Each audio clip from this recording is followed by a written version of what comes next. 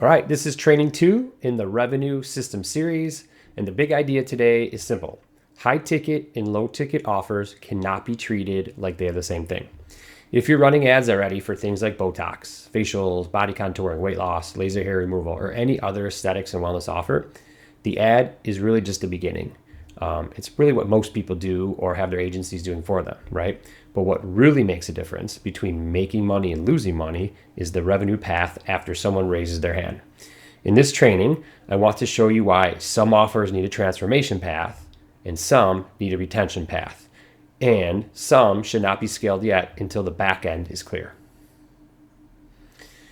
So here's a place I'd like to start. Ads primarily create attention. That's their job. They get someone to notice the offer, maybe click, call, book, or submit a form. But the back end determines what the attention becomes.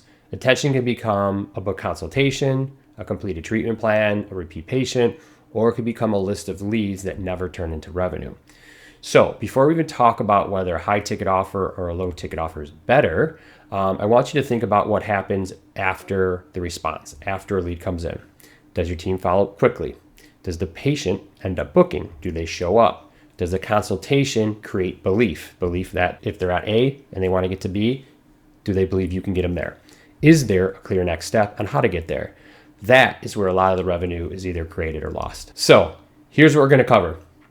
First, we're going to talk about why high ticket and low ticket offers should not be built the same way. A body contouring or a weight loss offer has a very different revenue path than a Botox special or facial offer.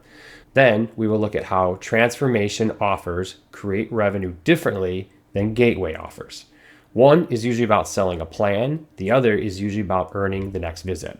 Then we'll talk about what you should track for each campaign type, because cost per lead or the amount of leads by itself does not tell the whole story. And by the end of this training, you should have a clear way to decide what the next step should be before you spend any more money on ads. So you might already be running a wrinkle relaxer, a Botox offer, a facial offer, body contouring, laser hair removal, skin services, or just other premium treatment offers. And maybe on paper, the offer looks like it's working because there's leads coming in. A lot of people report that here's how many leads you got, here's your cost per lead. But the real question is the offer actually profitable?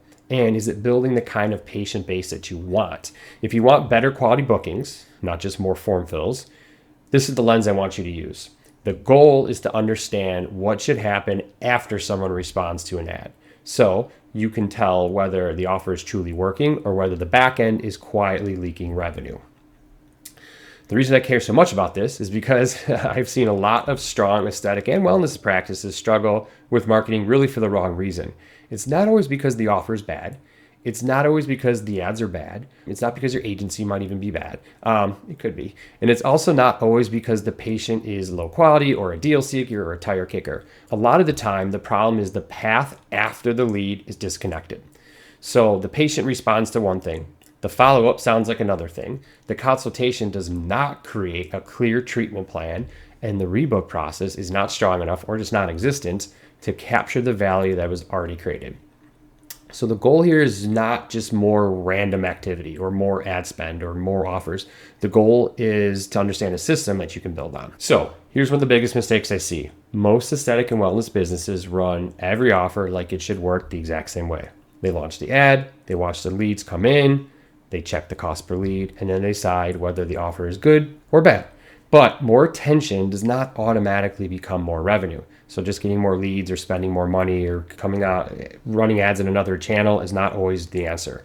The offer may be getting interest, but the path after the interest has to be built on purpose. So a high ticket offer needs one kind of path. A low ticket offer needs another kind of path. A series-based treatment needs a third kind of path. And when the next step is unclear in any of those paths, most marketing problems get worse because the traffic that you guys are paying to bring in is being pushed into a system that cannot fully convert it. So this is what the problem usually sounds like in real life. A Botox special gets judged the same way as a body sculpting package. A body contouring intro gets fulfilled, but no real package is presented.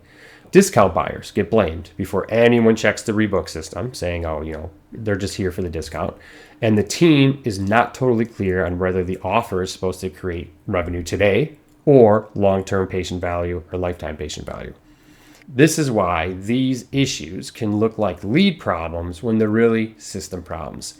If reporting just stops at the lead cost, you're only looking at the front door, right? You're not looking at what happens in the booked visit. You're not looking at the consultation, the treatment plan, if there even was one presented, the rebooking process, or the patient lifetime value.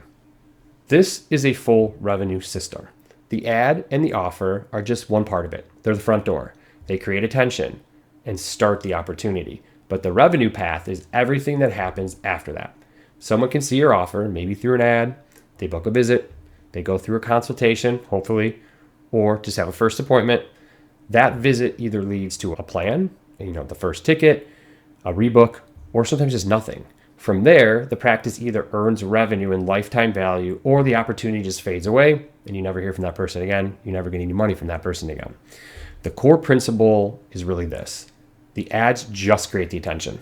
The follow-up will then take that attention and create an appointment. The consultations then take that appointment and create belief within the potential patient. The treatment plans plus the retention then creates the revenue. So if you only optimize the ad, but the rest of the path is weak, you are usually trying to scale something that is leaking. Okay, the offer type also determines the revenue path, right? So how do I know what revenue path to take? High ticket offers usually need some type of transformation or transformational path. The patient has to understand the problem. They need to understand the outcome. They need to understand and be presented your plan, how they're going to get there, the timeline it's going to take, and why the investment you're asking them to make makes sense. Low ticket offers usually just need a retention path, right? The first appointment usually tends to create trust, assuming you're doing a great job. But the profit often comes from the next visit, the rebooking, or the membership on the third booking, the skincare plan that you get them on, or the future treatment plan in general. Series offers need a package or a membership path because one visit rarely represents the full value of the service, right? And wellness offers often need an evaluation to plan path because the patient may not know what they even really need yet. So before you blame the traffic or the ads or the creative, inspect what the traffic goes through. The next step determines whether the offer becomes revenue or not. So this is the belief shift I want you to take from this training. High ticket offers need a transformational path. Low ticket offers, and when I say low ticket, that just means, $149 to $249 in general. That's a lot of your Botox deals, facial deals, skin pen, things like that. The low ticket offer needs a retention plan, how to retain that person once you get them in. Series offers need a clear next step in the series, right? And once you understand that, you'll stop judging every offer by the same number. So let's go through some of the mistakes that we see in general. So mistake number one is judging every offer by cost per lead. So cost per lead is not useless, right? There's nothing wrong with it, but it's only the first signal. So a cheap lead can still be expensive if the person never books, never shows, never buys, or really never comes back. And then a higher cost lead can be profitable if that patient buys a treatment plan, starts a series, joins a membership, or just becomes a long-term patient in general. So the KPI that you're tracking has to match the offer model. High ticket treatment, you might care more about consultations booked, show rates, the amount of treatment plans sold, and really the revenue per consultation. But for a low ticket offer, you might just care about the rebooking rate, right? Or the second visit rate, and really what the lifetime value of that patient is. The number is only useful when it tells you what to fix. So mistake number two is selling a session instead of a path or a transformation. This is especially important in aesthetics and wellness because many patients are not just buying one-time service. They're trying to improve something, how they look, how they feel, or their age over time. High ticket buyers need to understand the full outcome path. They need to know what the plan looks like, what the sequence is, and why the recommendation fits their goal. Low ticket buyers need a reason to come back. If someone comes in for a facial, peel, injectable special, or a starter service, the first visit should not feel like a dead end. The series services need expectations around multiple visits. The first step should always lead somewhere, right? And if the person that's coming in doesn't understand how you're going to get them from A to B, with B being what their goal or transformation is, they're not going to be very interested. So mistake number three is calling people or saying the leads are they're just deal seekers, or, I have tire kickers or no-shows, like too early. Some great patients still respond to offers, right? It's not always just the offer. That does not automatically mean they're a bad fit, right? It may just mean that the offer caught their attention at the right time. The first visit is a trust building moment, as I've mentioned before. It's a chance to understand what they actually want, what they've tried before, what they're frustrated by, and then what is the outcome they're hoping from. If you want to get them to their outcome, you have to understand what it is, so then you can put together a plan to get them there. The consultation should uncover bigger goals, not just fulfill the discount, right? If you're running some type of Botox deal, some type of skin pen deal, it's not just, hey, we're going to come in and we're going to run the service and hopefully you come and rebook. That sometimes works, but more than generally it doesn't. We have to figure out what the bigger goals are, put together a path for that, not just fulfill the discount. Then the rebooking system or rebooking process after determines whether that first time visit becomes a lifetime value or they just leave. So before you blame the buyer or the offer or the discount, let's inspect the system that's bringing them in. Okay. High ticket offers need to sell transformations. Think about body sculpting, weight loss, hair restoration, skin transformation, and just like other premium services that usually require some type of plan. They're rarely one-click, one-visit decisions, right? No one's buying large laser packages, body contouring packages by clicking and saying I'm in. If that happens, that's great, but that's not typically how someone buys. The front-end offer gets the opportunity started, right? But the real sales happen when the patient understands the transformation path.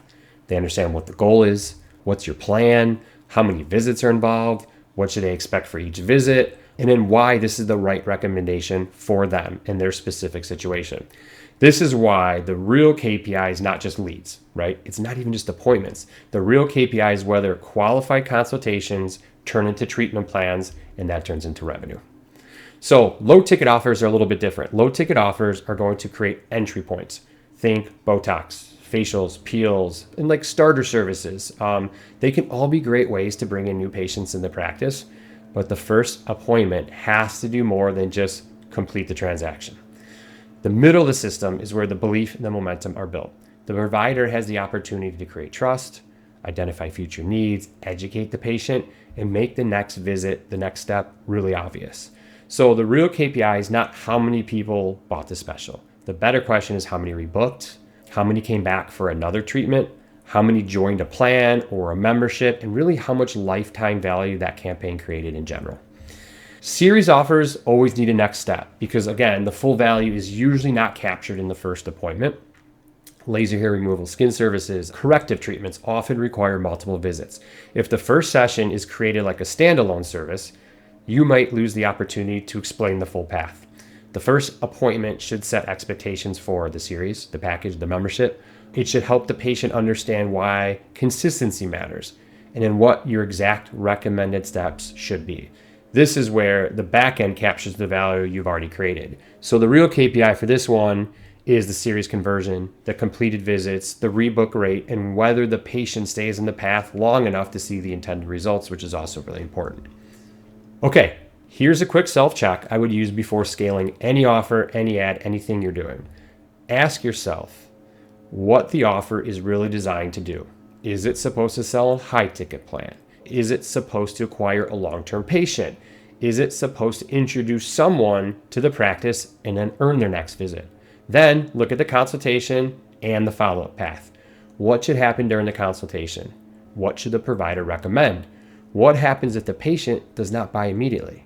What happens after the first appointment? And then finally ask yourself which KPIs actually prove the offer is working or not so you can tell. If you do not know these answers, you may not have a traffic problem yet. You may just have a revenue path problem. Okay, what happens when you fix this? Well, when the system works, a few things change. First, your team knows the goal of each offer. They know whether this campaign is meant to create consults, treatment plans, rebooks, memberships, series sales, or even just revisits. Second, your reporting starts to match the revenue path that you've laid out. You stop asking yourself, what was the cost per lead? How many leads did I get? And you start asking questions like, what happened after the lead came in? Third, follow-up gets stronger because everyone on the team understands that speed and clarity matter, right? And that's going to lead more leads to become more real appointments. And fourth, growth gets easier to scale because you're not just scaling attention, right? You're not just, I'm going to spend more, I'm going to get more attention, more clicks. You're scaling the offers that actually create revenue. So most aesthetic and wellness business owners do not need more random marketing activity. They usually need one of a few things. They may need a stronger offer. They may need a better consultation or rebooking process. They may need revenue tracking so they can see what is actually working. They might need faster follow-up, or they may need different KPIs for different offer types. This is important because the wrong diagnosis leads to the wrong fix.